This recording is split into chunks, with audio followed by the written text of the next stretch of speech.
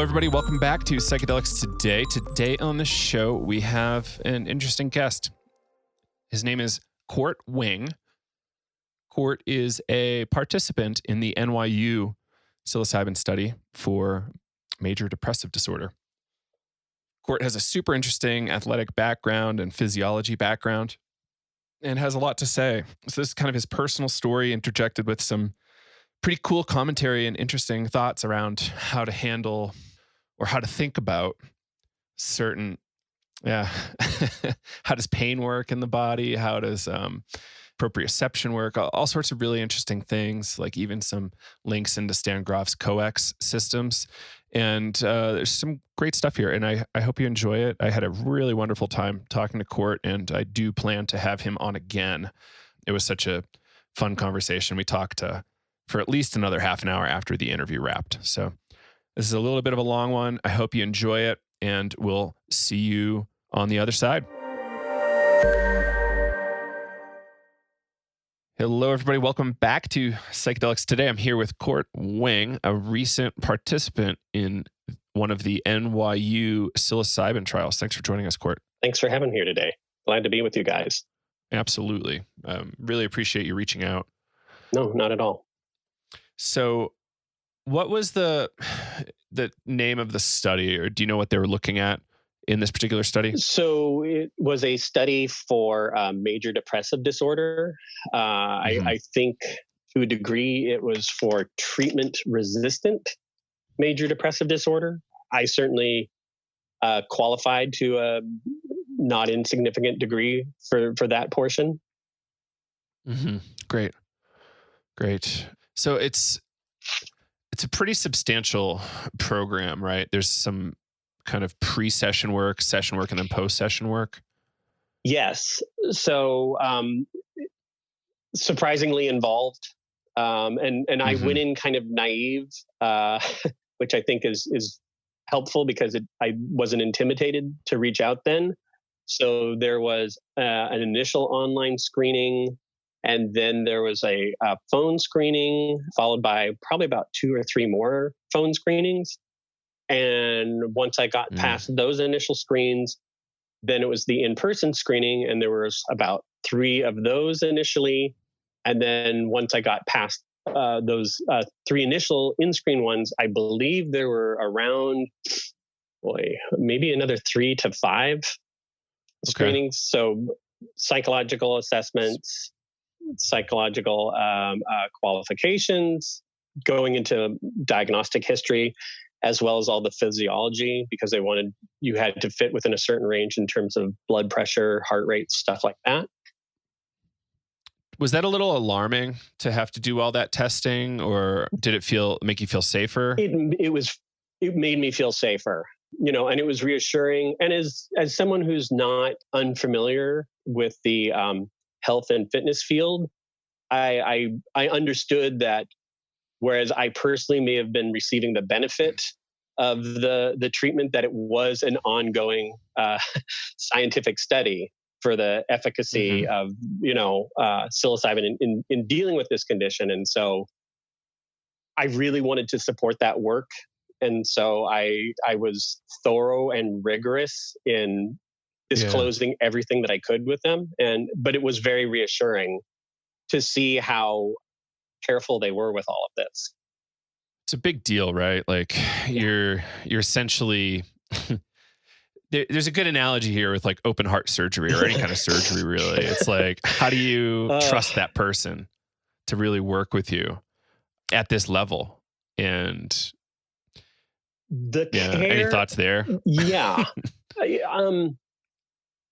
The care and consideration that they put into each moment of interaction, you could just see that these people were passionate about what they were doing.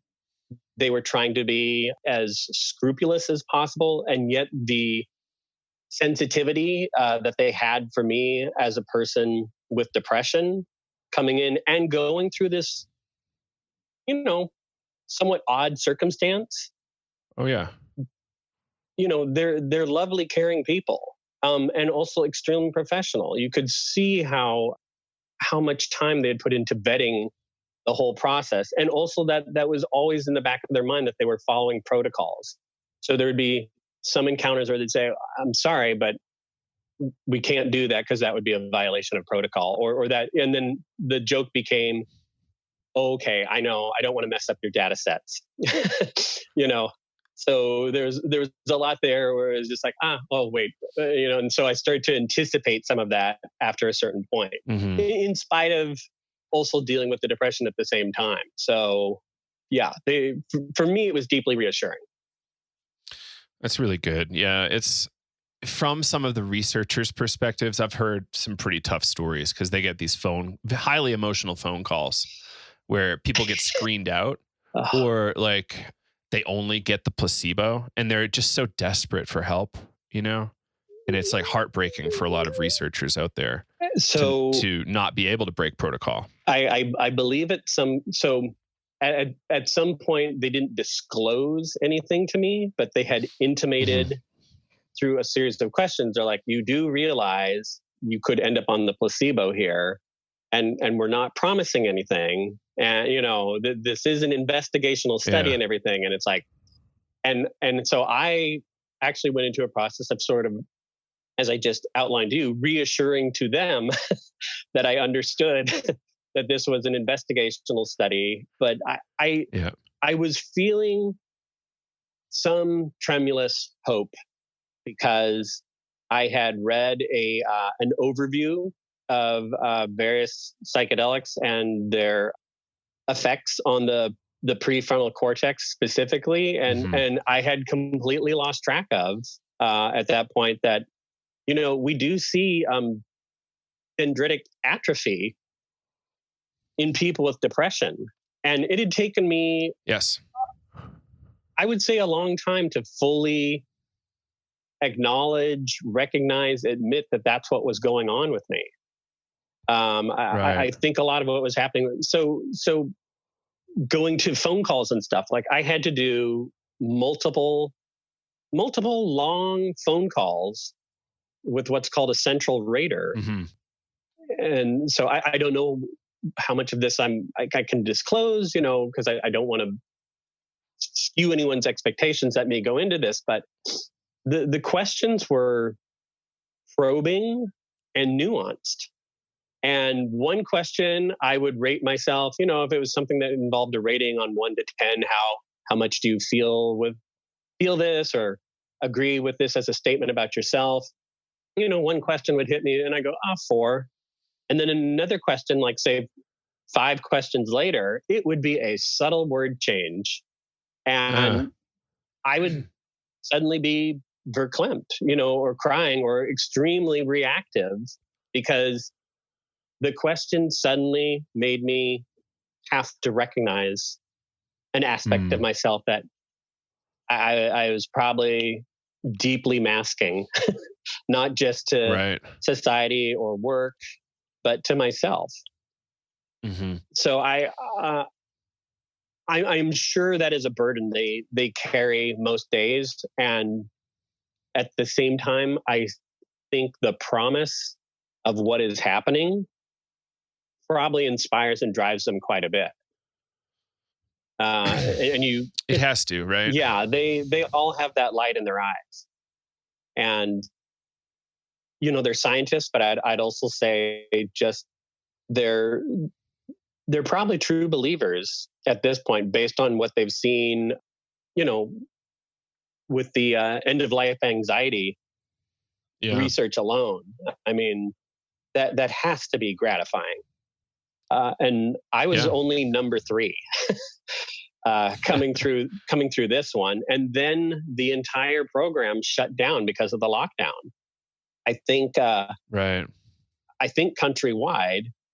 And from what I was given to understand, I was the last person to pass through before the lockdown happened, like anywhere in the States. So, I mean, I was kind of a rare bird going in, I think based on my history and profile. And I think I became an even rarer bird on the way out. So. Yeah, it's it's tough that everybody got really excited like throughout the course of 2019, and then all 2020 has been really exciting, and then lockdown and everywhere and everyone. Yeah. From what I understand, there are sessions starting back up at NYU. That's what I've been given to understand as well. One thought I have is the research is happening inside a hospital, right? So you have to like take this kind of scary step in today's COVID age to go into a hospital. Well, like that's a little creepy to me, but I still trust that the outcome would be good. Largely. So, right. I'm here in NYC, right? My wife is an essential healthcare worker. So she was very close to what was going on here in many ways. Not directly in the ER, though I do have friends that were ICU managers and saw this up close and personal. As I was getting ready to go into my session day, I'd been introduced to the session room, and honestly, it was hard not to feel, and I'm sorry for the emotion here, it was hard not to feel gratitude for the way they set the place up.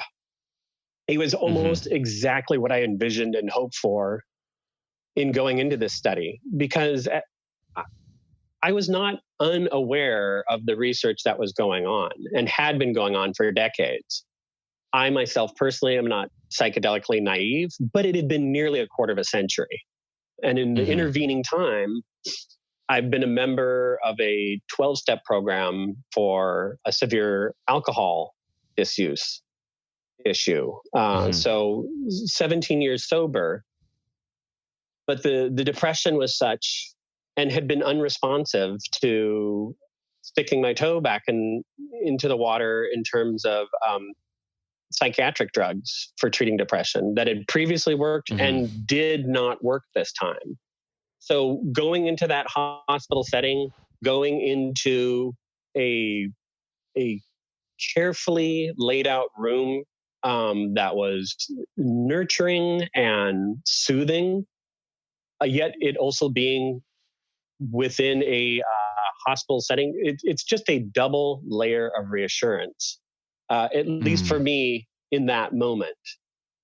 Now, I know within probably the larger psychedelic community, there's a lot of concern, I'm guessing, or I'm reading about the medicalization aspect. And it's like, okay, now all these people that have been kind of quietly beavering away for decades, kind of establishing this beachhead. And then now there's this idea like this is going to strictly go into mainstream medicine, and like, all you guys, thanks so much, bye-bye.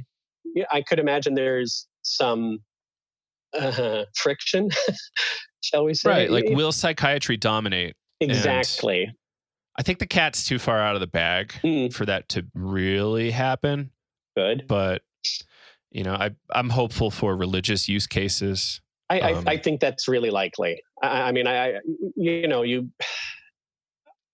just don't see how that's possible. And particularly when you can easily establish that culturally that's been going on as a sacrament, at least in Central and South America for no small stretch of time, and probably longer than we imagine. Yeah, absolutely.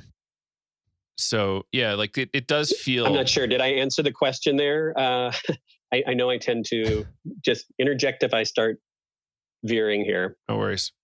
No worries at all. Yeah, no real question. It's just that there's... this is a big topic that's been coming up a lot. Are psychedelics only going to be for psychiatrists, or is it still okay to go to a Grateful Dead show? But like, why is it the case that they're mutually exclusive? Is it necessarily the case that it has to only be medical? I don't think so. I would think a lot of doctors would largely agree, but some would fervently disagree. I'm more than well aware of the people that fervently disagree. Certainly within the investment space, a lot of those folks kind of speak out, and trying to protect their IP or whatever.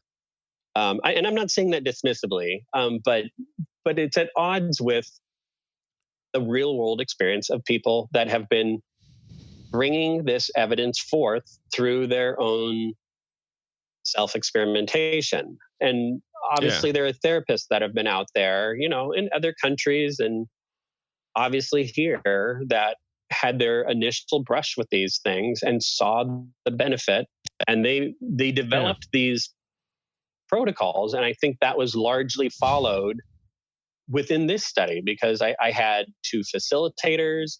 Both were psychiatrists that had strong clinical backgrounds. I believe each had training with either MAPS or Usona Institute. I'm not sure which, specifically for this type of therapy. And so the skill and the delicacy and the compassion that they evinced within that session, and both before and after, it truly such a gift.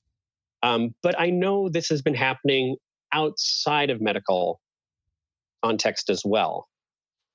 We all know of people that have not fared well in a casual setting sometimes, and I think that's in large part due to a lack of information and education that's out there. So I think a lot of what you guys are doing and other organizations like yourself, the harm reduction method, I think is crucial, because the instances where things have not been easy for people or have been, what they call challenging or difficult experiences, a lot of that was happening under uncontrolled conditions or by people that were naive or misguided. And as we all know by now, set and setting, it's just so crucial. The expectations you go in with, and the experiences and the present conditions you're bringing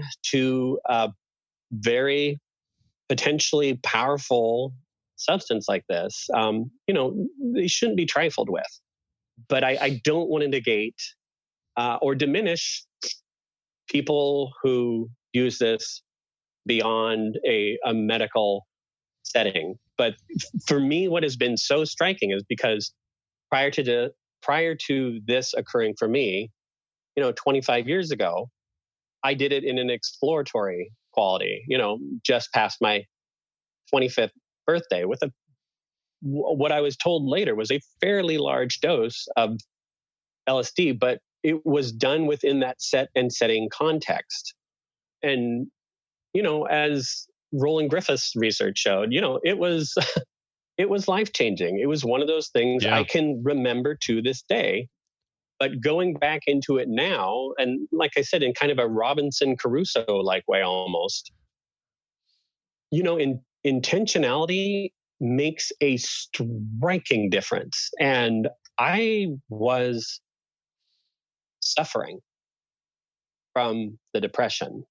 It had become intractable, and I really didn't want to hope going in. I was both worried about receiving the placebo. I was also worried, like, what if this just doesn't work? Or what if it only sort of works? Right. At one point, the study had, we were nearing the dosing day. And, we were kind of going through the what ifs. What if it is a placebo?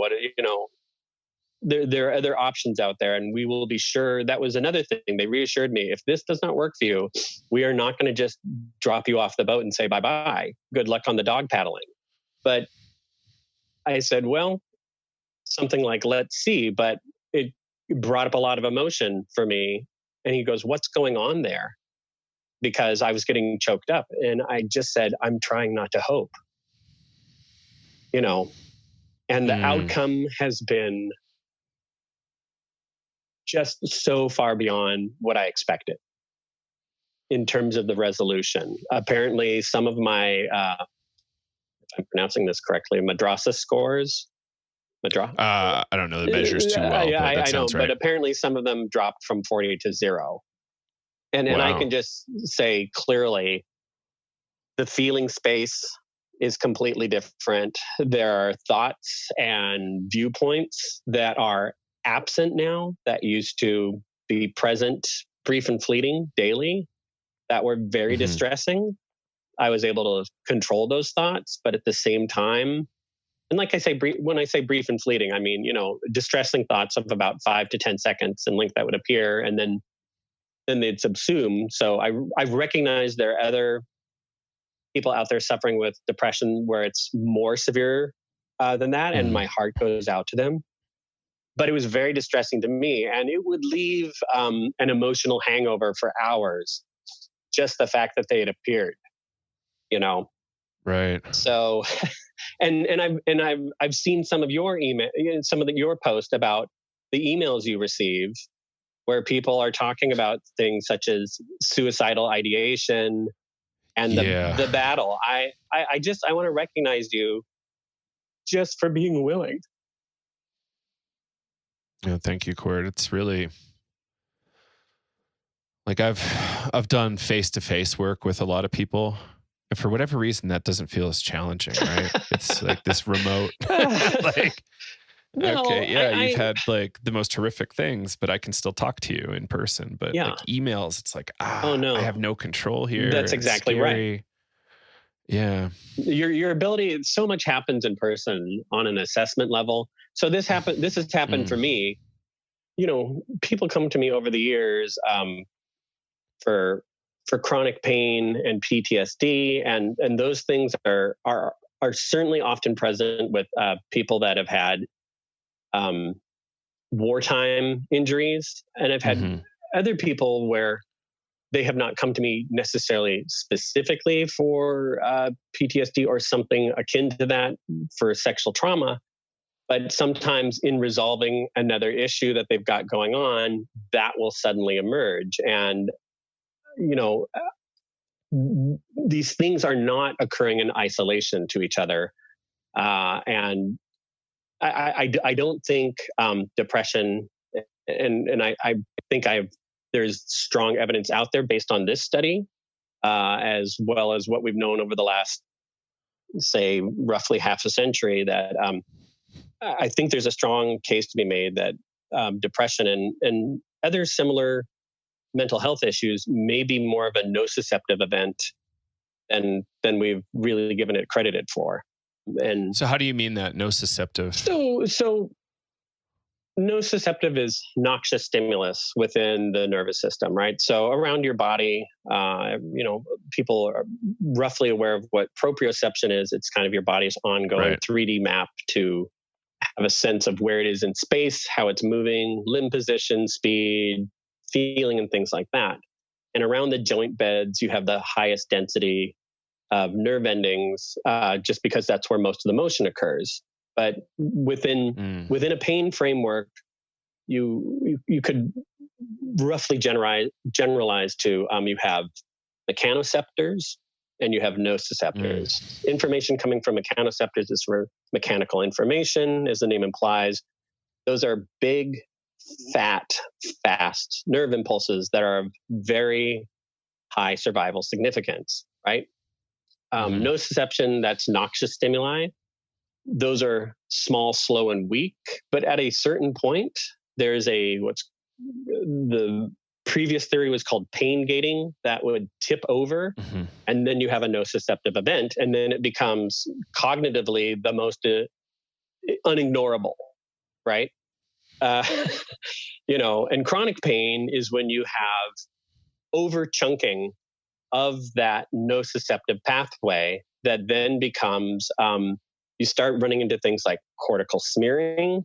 One area of the brain starts bleeding that information into another part of the brain. And so, and then it's like, it just doesn't go away. And now not only does that affected limb or area of the body feel pain, it feels pain more, right?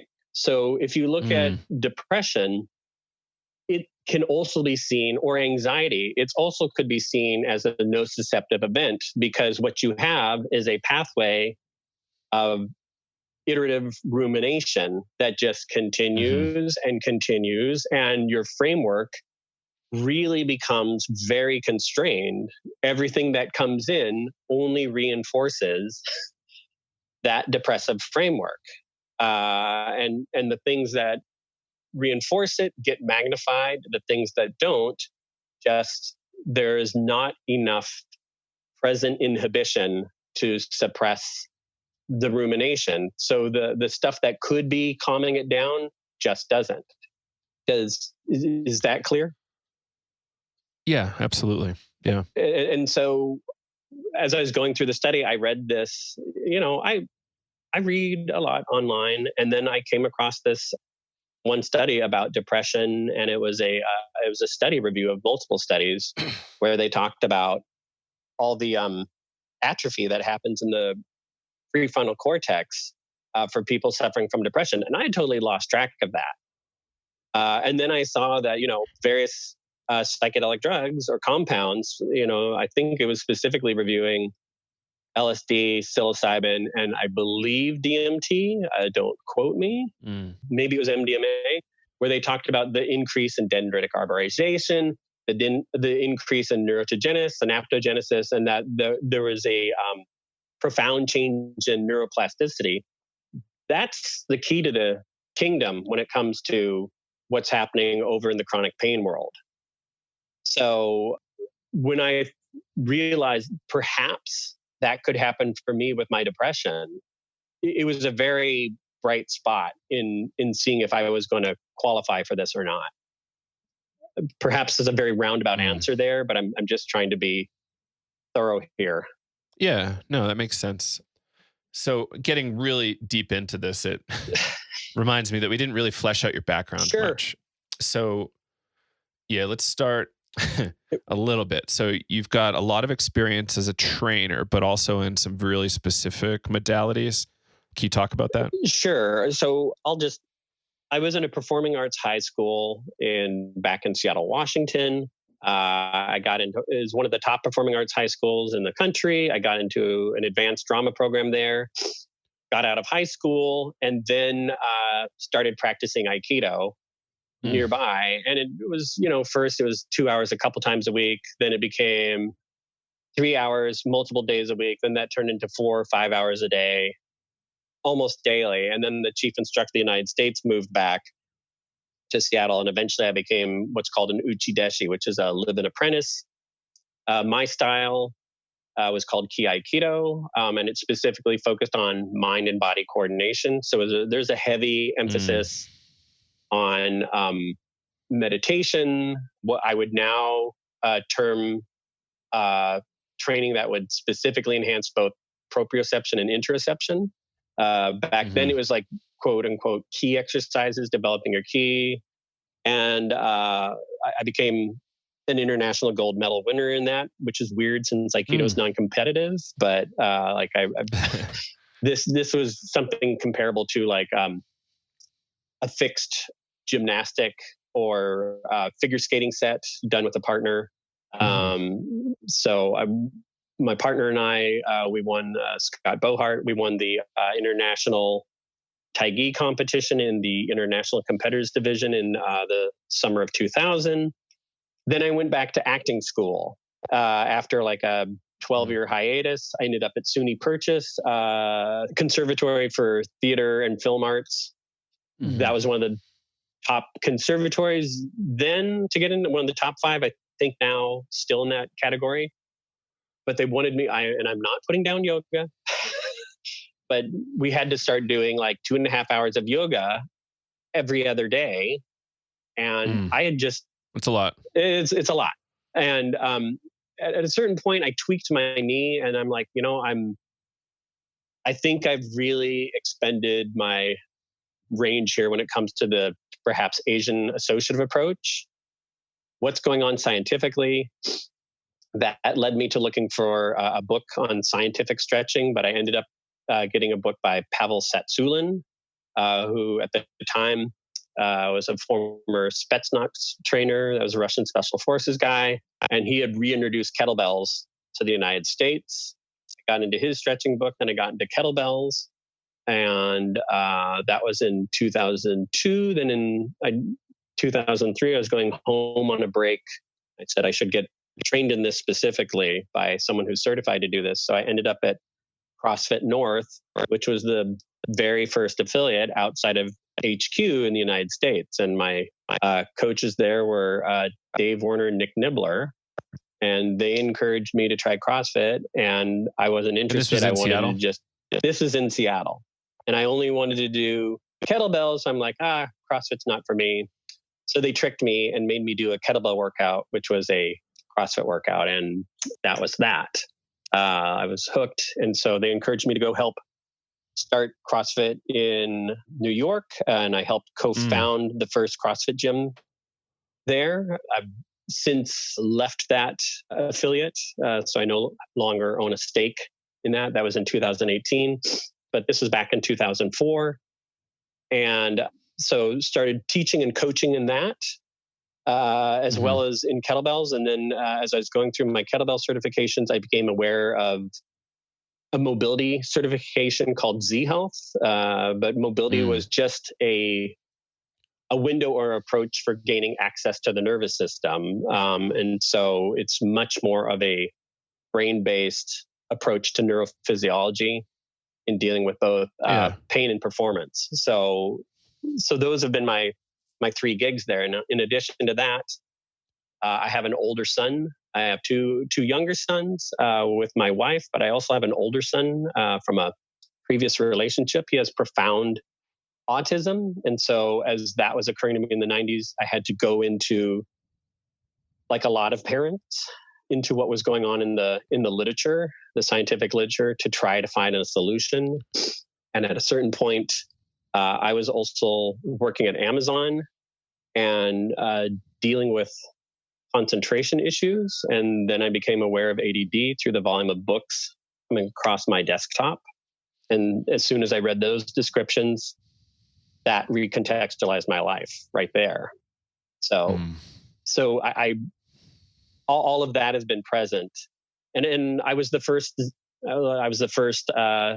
certified CrossFit trainer in New York that owned a gym. And then, all my fellow trainers got their certifications like within months of that as well. I was the first certified Z Health trainer in New York, the first certified master trainer in New York. I've worked with astronauts. I've worked with presidents, President of Estonia, Thomas Hendricks Ills, Garrett Reisman, who was a significant astronaut on briefly when he visited my gym. Sorry. I also had a very good friend, and this leads into this story here of why I ended up at NYU. I had a very good friend, Kirk McLeod, who was the head security advisor to the UN. And he asked me to develop the UN's close protection securities fitness and assessment platform. And I worked so I worked with Trent O'Brien, who was in charge of that. So it's like diplomatic security, getting everybody around the world fit and ready to protect diplomats. And so, when I went into the session room, I wasn't unaware of what was going to be happening neurologically, but it was very different from what had happened nearly 25 years earlier, because then I was completely uninitiated and unaware of all this stuff. I didn't have that educational background in neurophysiology or just regular fitness. So I can see going in now the difference that intention makes in what you're seeking from the session. It's just astonishing that it's responsive to intent. It's hard to put out there. It's so mind blowing, because it's you're not just taking this passively. What is it about human intention that makes it so magical? There's something there that needs to be investigated for sure. I think I don't want to say it's the whole investigation, but it's more than 50%. You don't take SSRIs with intention, I don't think. I'm not trying to negate or diminish the life-saving quality that those have had. Certainly not in the same way. Not in the same way. It's like, you take it and let's see if it works. And you could claim that's the case here with psilocybin, but all the research, all the evidence shows you go into that session, as I did, with like, what are your intentions for this session? What do you want to see have happen? Mm-hmm. And that seems to make a significant contribution to the outcome, provided you have a well-formatted, should we put it that way? Well-formatted Sure. setting with adequate support, or at the very least, good experience, like under your belt, I think. Mm-hmm. So to not exclusively put this within only a medicalized context, because I realize, listening to you guys, there's a lot out there. There's an awful lot out there. And I realize so that's a big part of my background. Meaning there's not just like one frame of how to approach this work. I don't think so. Being a lot of, I don't think so. No, there's but so many frames. I think honestly, though, for people coming in with mental health issues, I think the current medicalized format that's being explored, from my experience, seems to be the way to go. I agree. Like 1 to 2 therapists, a lot of prep, a lot of post care. Yeah. And you can do a lot in 1 to 2 sessions. You can. And you had one med session? One single med session. And yeah, it seems like, N of 1 here, but we've got, decades of history of this stuff. Yeah. N of 1, but you seem to be doing really well relative to where you were before. It's hard to overstate the difference. And I think that's also something, and I emphasize this to Dr. Ross. Yeah. I think a feature that needs to be strongly promoted of the psychedelic medicine approach to this type of issue, and in my case, the treatment-resistant depression, is the rapid onset and the stark contrast that provides. Because as I mentioned earlier, when I was going through the assessment process, and they're doing the screening for all the psychological issues and everything, it was a confrontation in many ways with a depression that I didn't want to admit existed. And I had gotten back into a psychiatric approach not quite a year earlier to that, and I'd given it a go and took medications that had previously worked for me 20 years earlier, and this time there was nothing. And that was alarming, and I increased the dose and still nothing, zero change. And I didn't want to get too far down the SSRI rabbit hole because there's a very long taper there. And I was starting to hear from podcasts everything that was going on, and then became aware that there were studies available. So I tapered off when nothing had changed. But the contrast from before to after made me want to go back and upgrade my scores in those depression assessments, because I had no idea how bad it was till it was gone. Right. And it was in less than 8 hours. Ugh. I walked in there at 8 a.m. They did their pre session assessments. They gave me a choice of what chalice to choose. And I couldn't help but flash back on Indiana Jones. He chose poorly. And so there was a fancy metal one, and then there was like a hand cast ceramic one, which sort of looked like some of the raku lacquerware from Japan. And so I chose that one. And we did a little intention setting ceremony, and I did a little Shinto type of prayer thing, incantation that I've always done since I left Aikido. And they gave it to me and put it in this chalice, and I looked down at it, and honestly, I was praying to God or my higher power or the universe, however you want to phrase it. And I looked at it and I said, I really hope that's you. Yeah. And it was that's magical. Within half an hour, within a half an hour, it kicked in. And I remember looking at them like, oh my God, and then I started doing like little self-assessments. I was kind of doing a screen on my upper and lower body, checking what extensor flexor tone was like, where sensation was happening. Was it going through my viscera first? And then, like, they have a lovely painting there, and it started breathing. And so then I started timing to see, watching it, seeing, is this timing with my respiration? No. And then, little fractal clouds started bubbling out of the painting. And it's like, I just remember kind of languidly turning towards them. And I said, I don't think I'm randomized, And the shocking thing was the volume of psychological content that came out. Mm-hmm. All the classic psychedelic tropes were present. Like at one point, like the whole world was nothing but a fractal pattern of what seemed to be entities from Central America offering forth little dosing bowls saying, take the medicine. And then it transformed into what would the 21st century look like if Mayan culture had continued, in a sort of a William Gibson sort of way.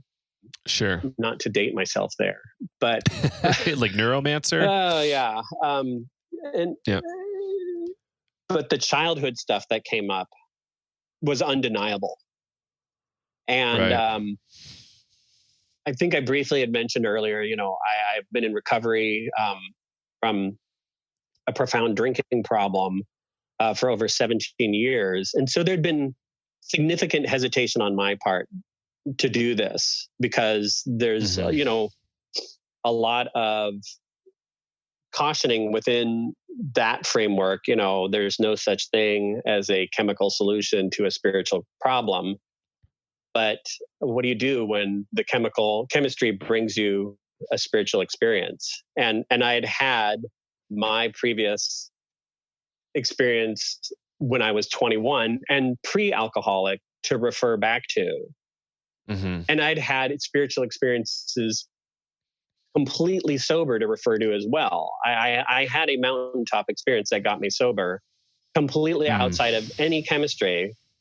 But in no way did that negate the very real things that had happened to me when I was 21 on LSD, and that were now happening to me on that couch within Bellevue Hospital with two incredibly skilled and loving people.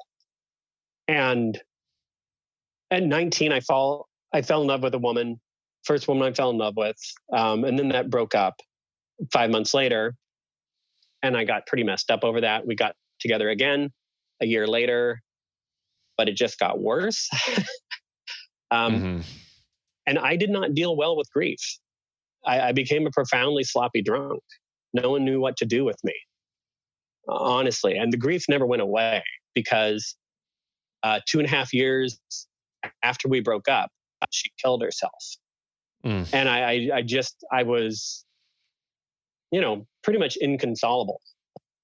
And had dealt with it for years within the recovery context and within therapeutic contexts, and even through ritual poetic drama from the African continuum, which was something I was taught by Dr. Tanya Pettiford-Waits, who was a very big deal drama teacher to me, who was the one who pushed me to reapply to get back into an acting conservatory. She saw in me what I definitely couldn't see in myself. But all of that stuff had been mitigated, but never fully resolved. And on that couch, it all came out. It all came out, and it just does not have the same bite in any way whatsoever that it did before. And the intrusive thoughts that were occurring, mostly around my the loss of my gym, and my friend, who was the head security advisor, he died of cancer in 2014, and I had done everything I could to help him. At the same time, I had a ex-business partner who we discovered was committing a Ponzi scheme. And eventually he was convicted and went off to prison, but it left me and my wife in economic devastation, and that compounded everything. And so the depression, like really had its teeth in me. Really had its teeth in me. And so I was having these intrusive thoughts as a result daily. And after this, they've been gone. Like, and the resilience of this is shocking. I had all these plans. Oh, I'm going to go do this and do that after all this. And it was like 10 days later, lockdown. And then I've been essentially in the house with my 2 young boys for the last 4 months, while the death toll has only been climbing in the very immediate neighborhood surrounding us. And I'm not claiming any type of sainthood here, or that I don't annoy my wife ever. She's a saint in her own very real way, and has, over the years, through all this, provided indescribable amount of support and love and patience. And she was concerned about this. She was concerned about this, but has trusted me to go through it. And has not invalidated the results I've gotten. So I'm grateful to her for that. But it was a very large buy-in for her. Right. It feels like a big risk. It feels like a big risk. I have other people within that. I have people within the recovery community that are like, "Hey, are you sure? Is this isn't this a slip or something? Right. And I've had to reconcile all that, but I never, throughout my entire period of being in that community, ever did not value what had happened to me within a psychedelic context, because those had been profound experiences that I'd always carried with me. Just like Roland Griffith says, like among the top 5 experiences of someone's lifetime. And I'd had a white light mountaintop experience that relieved me of the desire to drink ever. But previously in Japan, when honestly I was in the depth of my active drinking, I'd had another extremely intense Satori experience during a tea ceremony post competition. The competition was exhausting, and there was a lot of, let's just say, political stuff going on between Japan and the US about who should win, maybe. I think that's as much as I'll touch on that there. But so I had an extremely profound spiritual experience there that was completely unexpected. It was the same thing when I recovered, but this just it annihilated the depression, and the resiliency has been incredible to me. It's been weird being inside. The telelearning with my kids is very frustrating. The loss of income because of the gym shutdown and everything, that has been also worrisome. And my sympathies go out to everyone dealing with that. Though I would just like to interject: stay at home, wear your mask, wash your hands. Please, after everything New York went through, everybody as an American and a world citizen should not negate the loss of our fellow citizens that have died here. We all need to be masking up. We all need to be, we're coming back to a shutdown, so please don't waste it. But I think if I had not gone through the dosing session just before the lockdown, I have no idea what kind of person I would have been going through this. As someone that was pretty significantly depressed prior to. Yeah. Right. Yeah. It feels like a big, scary risk, right? Like, just imagine the folks who had, yes, the folks in your situation that just didn't get it. There's a lot of them. Yeah. There's so many people with major depressive disorder, and it's I just to try to convey to all those folks out there that are sitting either in hesitancy or in judgment of this approach. I I just want to please ask them to have as much compassion and willingness as possible that they can extend to those that have not found relief through the standard medical model. There's a lot of them. There's an awful lot of them, because we know that there are many, many people out there that do find relief from SSRIs and similar type psychoactive medications, but there are also many, many people that they just doesn't even begin to touch it. And the stigma... And they weren't designed to be used for decades. No. And... No. Yeah. No, they weren't. And that's what unfortunately happens, is like people are just trying to get through their day-to-day life so they can make a living, so they can get medical insurance, things of that nature. But the stigma and the disinformation that surrounds this sphere is substantial. Mm-hmm. I think if it had not been for all the people that have been, as I said before, quietly beavering away on this, obviously MAPS gets a huge amount of recognition here for what they've done for people with PTSD. I've worked with multiple vets with PTSD.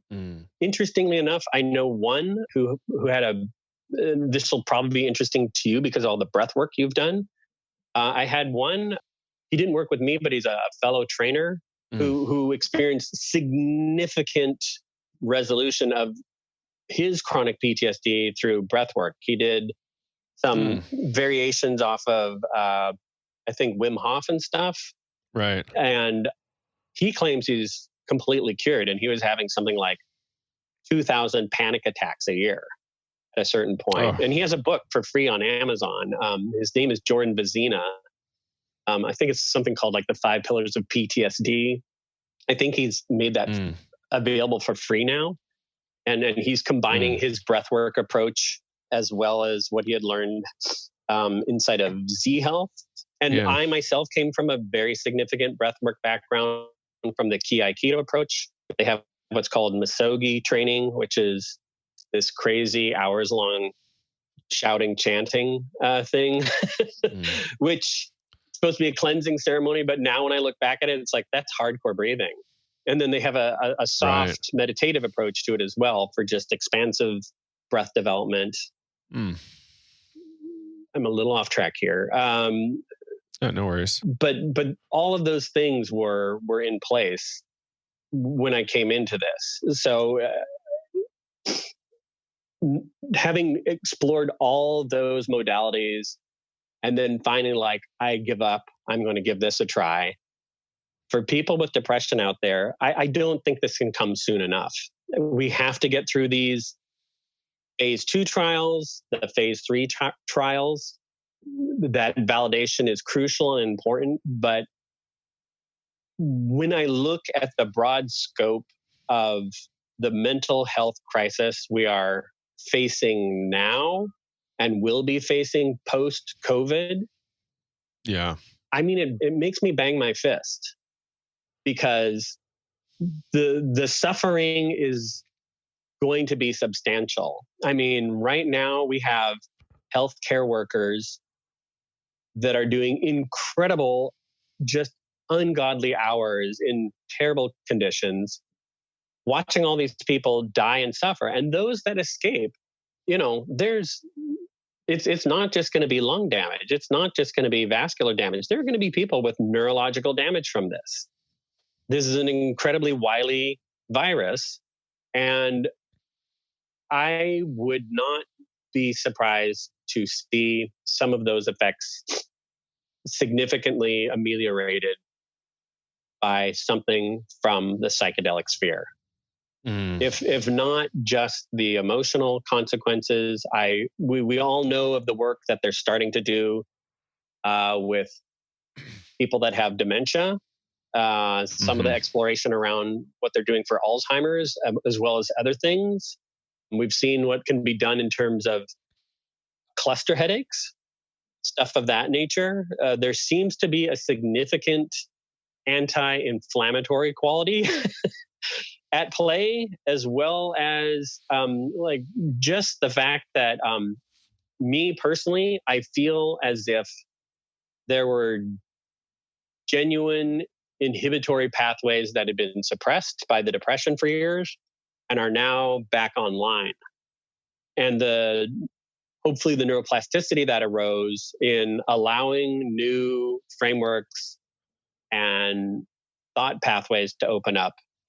And then how those interact with the receptor loop down below in my limbs and my body. I think that happened from one single 25 milligram dose. Once. A single dose. There is a child intruding and he's going away. Okay, sorry. No worries. Yeah, how magical is that? It's like 25 milligrams of a powder. Yeah. Has this extraordinary effect. System-wide. One or two times. A system-wide effect, I think. System-wide. I think it's system-wide. Not exclusively in ego. It's a lot more broad. Yes. Yeah. Have you heard us say this line before? Mind is at the very least diffused throughout the body. Wait, say that again. Mind is at the very least diffused throughout the body. So there is, interestingly enough, I was just reviewing this morning, there is a phrase from my Ki-Aikido days that goes like this: your mind is the body made subtle, the body is unrefined mind. And I don't disagree. I mean, if you look at what people were trying to do for a while with things like autism spectrum disorder and the brain-gut interactions that seem to be pretty strong there. You can see that in people with depression, often have other inflammatory conditions. You look at the enteric nervous system and the high volume of serotonin that's available down there. Some people with chronic back pain actually need a lot of visceral work because a lot of that pain is referred because I'm going way out there again, or not, but those things, I think the gradation between mind and body is a lot less stark than people imagine. Look at what's happening in the chronic pain sphere and homuncular representations of missing limbs. And once again, that's where we see the nociceptive and mechanoceptive inputs that are denied those people getting modulated by visual stimuli. There's a whole new ocean that's standing in front of us right now. I'm actually, I've been interacting based on my personal experience on the couch. I've been reaching out to some researchers and discussing it with some people that are already in the medical cannabis sphere up in Canada, trying to see what might be possible to explore. I don't have anything concrete so far, but I've been put in touch with some not insignificant investors in the psychedelic world now and trying to decide what, if anything, can be done, because you look at the breadth and the depth of what's happening out there already. But I think there's based on some of the stuff that happened to me, not just with the depression, but down in my body and some of my neurological functions, I think there is a lot of room to broaden what can be done with this stuff. I can't wait for more people to take that approach, Court. There's so much room. Yeah, there really is. And it's you can talk to, I think, a not insubstantial degree about, the cultural bias that has been kind of obstructing what indigenous cultures have found in that associative, iterative approach over, I think, millennia. Don't eat that plant, eat it with that plant. It's like, I remember my grandfather told me when he eats this plant, when someone has this type of distress or whatever, it seemed to sort that out. And then that getting codified over the years through oral traditions. And now some people are going out there and saying it's possible that, I think I just saw this the other day. Someone asked, are psychedelics the antibiotics of psychiatry? And it's like, whoa, that's vast. that is vast. And it's hard not to contain my excitement over something like that. Because like I said, this was a Robin Caruso type experience. And when I was doing this, previously, I was starting to ramp up in my Aikido experience, and then I was becoming this live-in apprentice, and that was a pretty strict, almost monk-like life. And as best I could, I was trying to be a good little uchideshi, which was not easy. And I had to not do certain things that would interfere with that type of day-to-day endeavor. And so psychedelics went on the back burner. And I was reading a lot of McKenna back then. And I actually got to meet Terrence at a lecture at the University of Washington once. And I tried to describe to him afterwards what I was doing in Aikido. And I said, the following thing I said to him was like, I know he had said some pretty striking things about guruism. And I think there's a real chance of that being a danger as this Renaissance is reopening. We all have to kind of be on guard for spiritual it's an active danger already. Say it again. Yeah, it's an active danger already. It's a minefield. I mean, there's people that are going to be claiming to be all sorts of shamans or whatever. And we've seen just the danger from people being sexually abused in some of these retreat contexts. That's just distressing, doesn't even begin to describe. I mean, disgusting, I think, is the only word, But so I said to him, it's like, I know you're kind of, I do this sort of key-based approach. I know you don't think much of gurus and all that. And he goes, well, actually, I may think that gurus themselves are nothing but purveyors of charlatanism. But when it comes to the Taoist and using Qi, I think that's the genuine McCoy. And it just floored me right there. To this day, I regret not then saying, hey, you don't happen to have any DMT on you, do you? But I just couldn't. And I knew there's some weird thing about me where people that aren't cops think I'm a cop. And all cops absolutely don't think I'm a cop. So interesting. It's a weird little Mr. Rogers neighborhood to occupy in the sphere. But he said that, and it was affirming enough to reassure me that I didn't need to, and to go back into that whole world without needing to have this in addition. And I had profound meditation and somatosensory experiences in that context. My framework now has been reinformed in many ways because of the neurophysiological approach and using that. But then now, once again, dipping back into this and hearing some of the ontological discussions you guys have, I'm just thinking back to some of the stuff you said about Ralph Metzner recently. And from a safety standpoint, I think most people should exhaust the science framework first.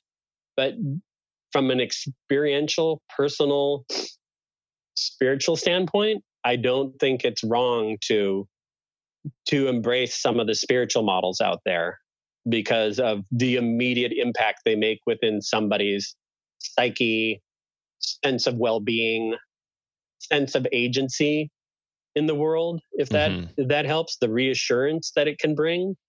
I mean, obviously I mentioned my little Shinto incantation thing that I did before the ceremony, but I mean, what does that have to do with the chemical being ingested and then having an effect on my prefrontal cortex, right? But I believe it did.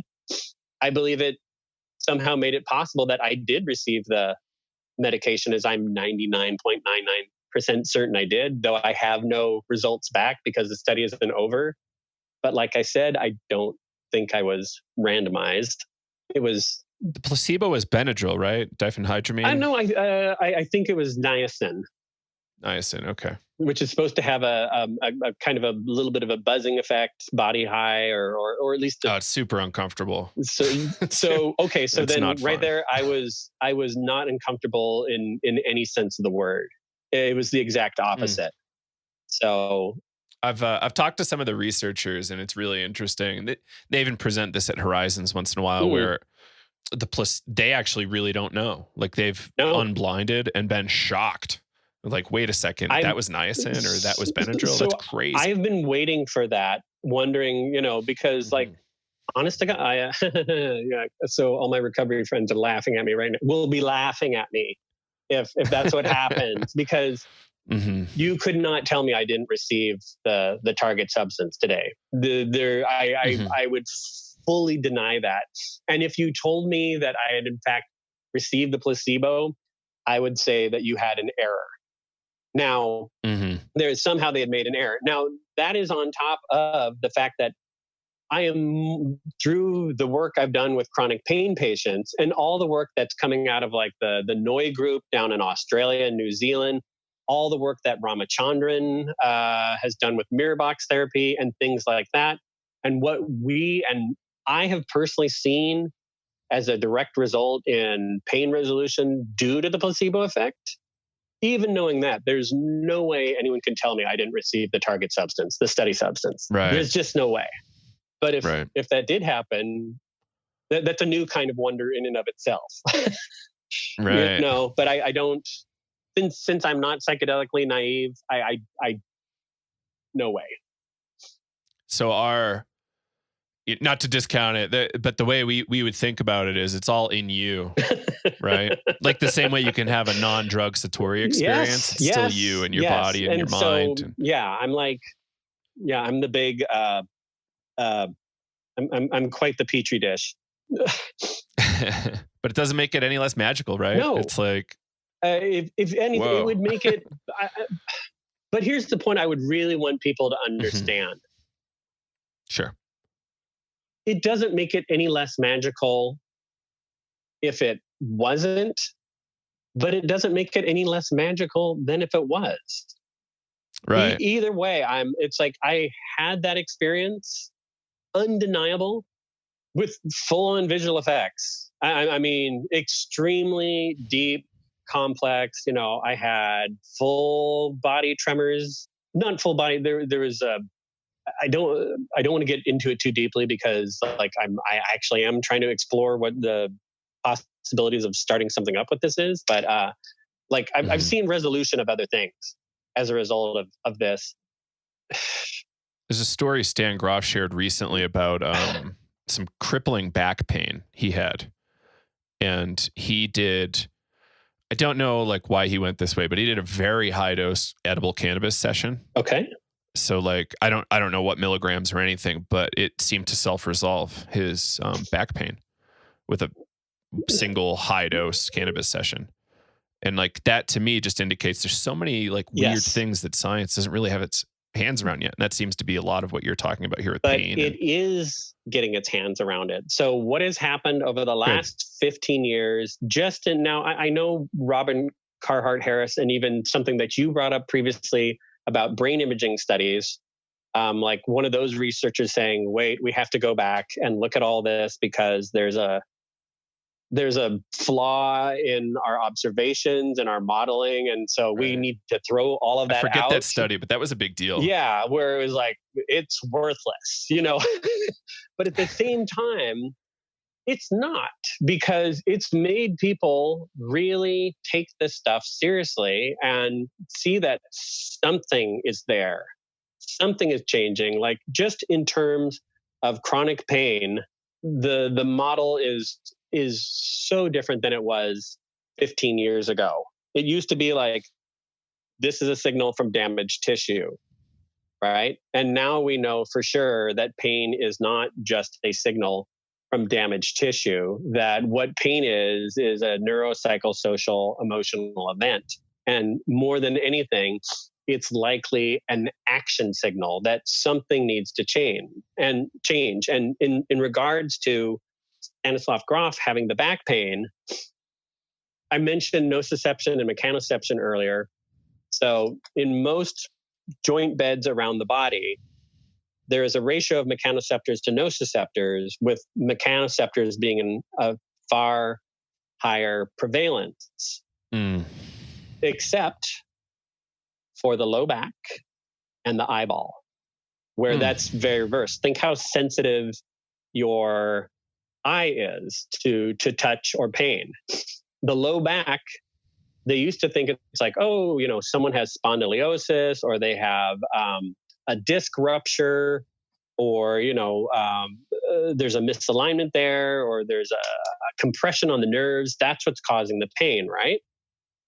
That was that mechanical Cartesian approach. But they've done multiple meta studies of MRIs of people with back pain, and the thing that emerged was that they looked at all these back pain sufferers. They looked at their films, and they're like, oh yeah, look right here, that vertebrae is broken. Over here we have a disc rupture. Oh, look how porous that vertebrae is there.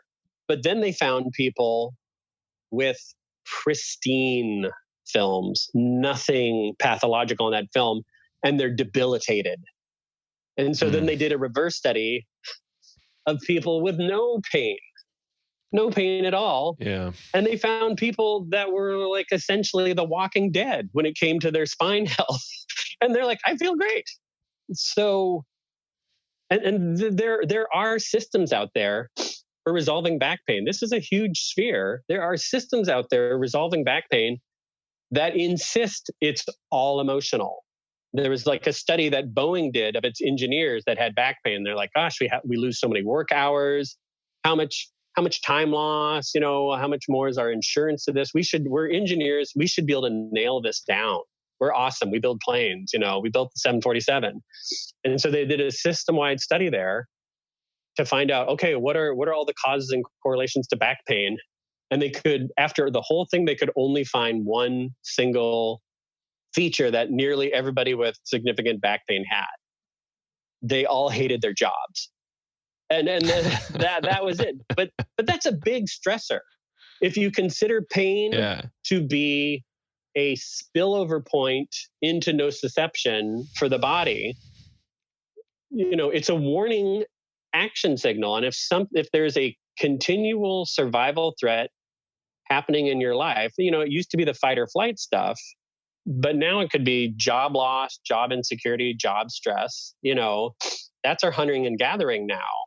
And if that's getting triggered, and at some point it reaches a spillover point, that's going to spill over into the back because it's so good at feeling pain. If your nervous system is trying to get you to change something, rather than come up with a new pain, let's just make his back hurt. That'll stop him. That'll make him pay attention. And I think this was told to me by the founder of Z Health. Like he's postulated a couple times before, Dr. Eric Cobb. He thinks that depression and other similar things are more likely nociceptive events than we realize. That it's the nervous system's way of like, hey, something is going on here, and you need to change it. So there is the actual organic structural quality to it, but it also may be the nervous system's attempt to get your attention to change something, to restructure something, and not in a necessarily woo-woo way, which I'm not trying to degrade that sphere. I'm really not. But often when we look at people, there's this whole somatosensory approach to dealing with chronic pain and other similar conditions, emotional issues, where you go in, you get bodywork therapy and stuff like that, and they talk about the stress or the trauma or the emotions being trapped in the tissue. And so like you'll have people that are like digging their elbow deep in there, and they're making you wail and cry and stuff like that. And it's when you can re-engage that emotional trauma that the physical issue is resolved. I've heard him postulate that it's a little bit different, that often when people have an emotional trauma, often what's unaddressed is that there was an original coincident injury that happened at the same time, physical injury. and that never got addressed. And if you can resolve that ongoing hot event in the nervous system around that injury site and kind of allow the nervous system to see, hey, that tissue healed a long time ago. Everything's fine here now. You can downgrade this inflammation. That breaks up that pre-existing neural chunk between the emotional event of the trauma as well as the tissue event of it. And as soon as that breaks up, the emotional trauma is released because it can't be, it's state dependent. It can't be accessed anymore. So I of course, my mind went just absolutely bananas after after my dosing session in NYU, trying to figure out all the applications within the framework I know to the event that happened on the couch there. So, this rhymes a lot, Court, with Groff's idea of a condensed experience or COEX system. Huh. This is like a really similar concept that you're kind of laying out there. So you might check that literature out. No, I've heard you talking about it, and so of course it's on the reading list, and a lot of things within the psychedelic sphere have pushed their way towards the head of the reading list. And like I've been trying to engage researchers online. Like I had a little chat with Dr. Fadiman, which was pretty interesting. Good. Like I said, reaching out to researchers and investors in Canada that I knew as a result of my association with Kirk MacLeod, who's the security head there, head security advisor at the UN. And I think everything that's there is already in place, but it's going to take people that have a pretty broad depth and breadth of experience in dealing with these type of issues to make the application of any type of psychedelic approach useful, because I think they are going to leave a significant number of tools and regressions on the table. Mm-hmm. So I'm deeply excited. I honestly thought the greatest benefit going in was going to be the relief of the depression. And as I said, we're standing before a whole, as you clearly understand, it's a whole new ocean. And I'd love to read what Dr. Groff has available as well. Because I've talked, I know you've talked before about some of the, how do you call them, preconditions sure. that set up for people very early in life.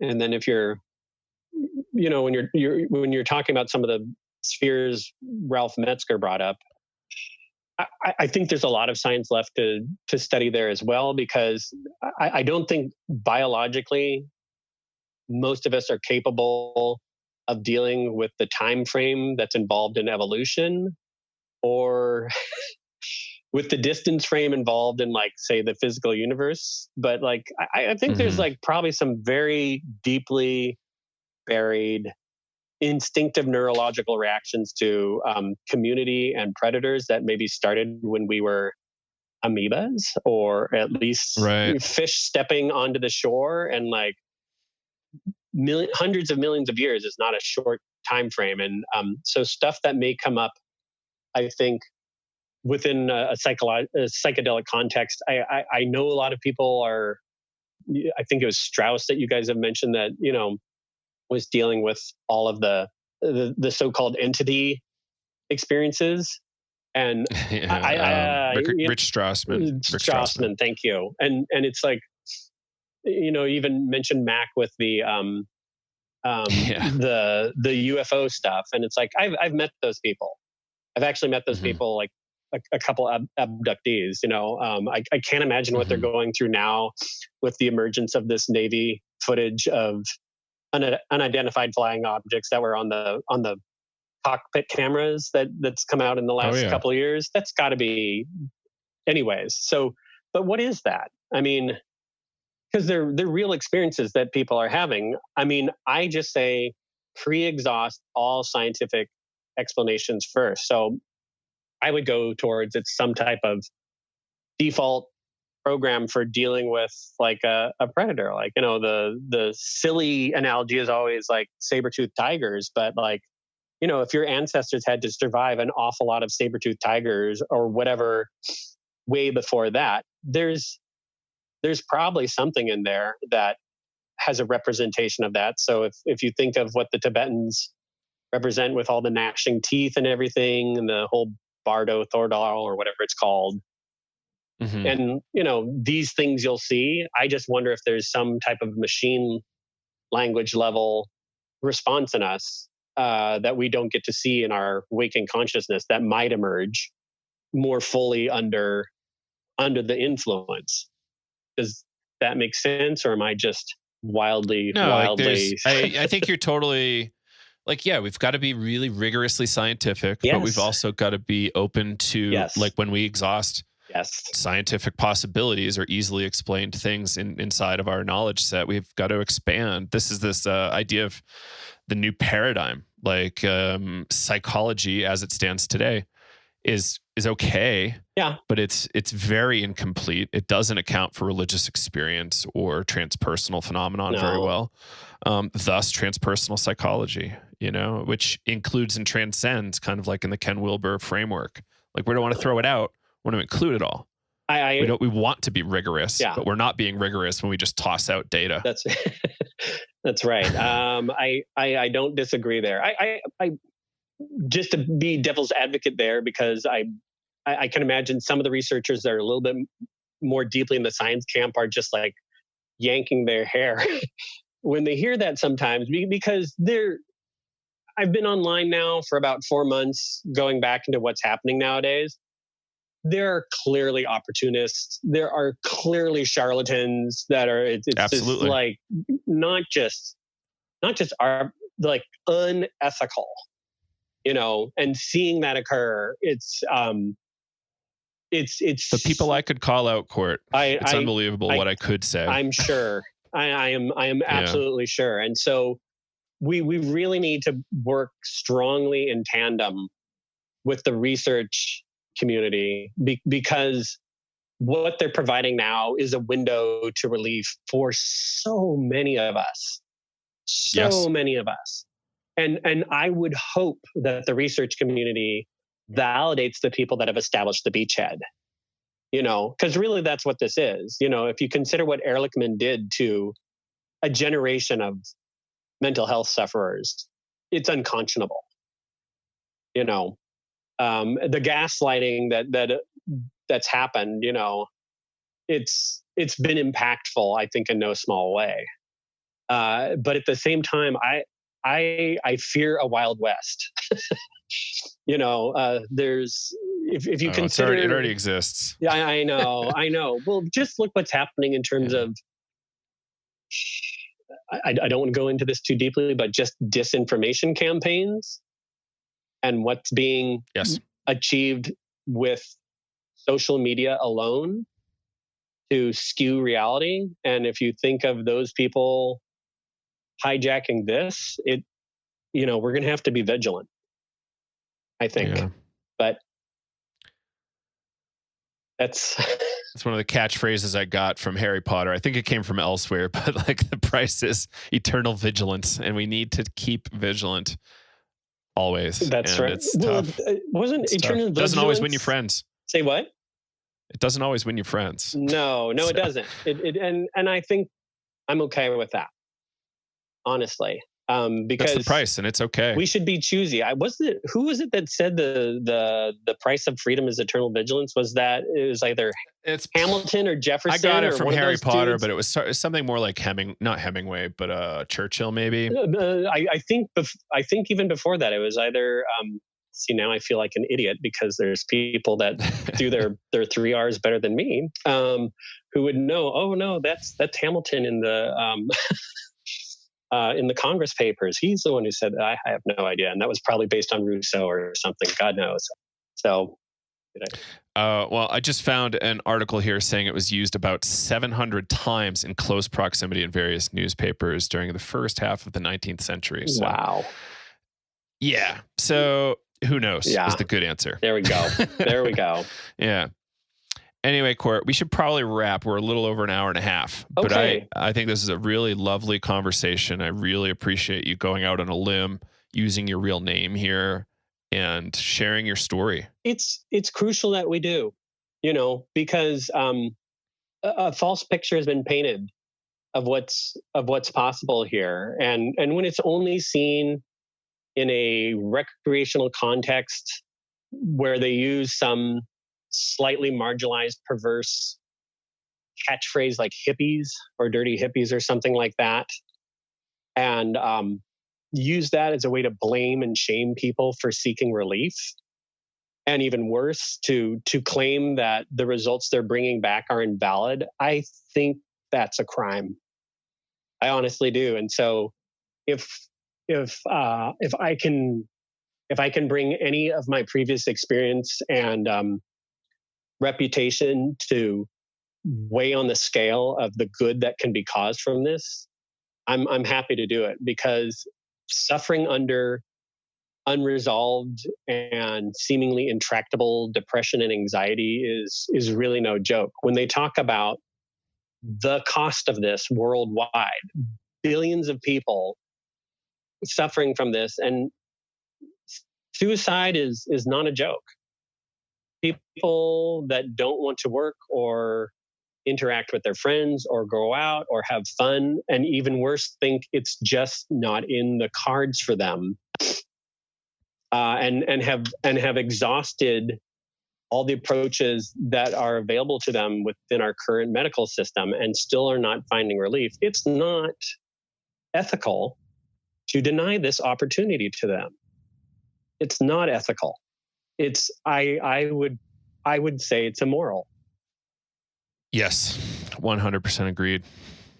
Court Wing, thank you for joining us, and let's maybe do this again. I would love to circle back with you in a few months to see where you've gone. Absolutely. I just thank you guys for the work you're doing, the way you put yourself out there, for your dedication and thoroughness. At first I was like, oh, psychedelics today, okay, haha, cool, and everything. But then as I'm going back through your archive, it is substantial and it's persistent. So thank you guys, and please keep fighting the good fight. All right. And making glad to have you on our side. Good trouble. I'm glad to have you guys on ours. So thank you so much. I just wanted to add my profound thanks to the Usona Institute and NYU's Department of Psychiatry for sponsoring this investigational study into psilocybin for major depressive disorder. If it weren't for them, I wouldn't be in full remission now. And I wanted to recognize their efforts and remind everybody that they're a non-profit corporation that does accept donations. So please visit them online. Thank you. And there you have it, Court Wing on Psychedelics Today. I hope you all enjoyed the show. If you want to give us some feedback or some love, hit us up on email at psychedelicstoday@gmail.com. If you want to leave us a review, feel free to do so. That would be very helpful, either at Facebook or on your podcast app. That would be great. Or just tell a friend. It's easy enough. And I think that's it for now. Joe Moore signing off for Psychedelics Today. Bye-bye.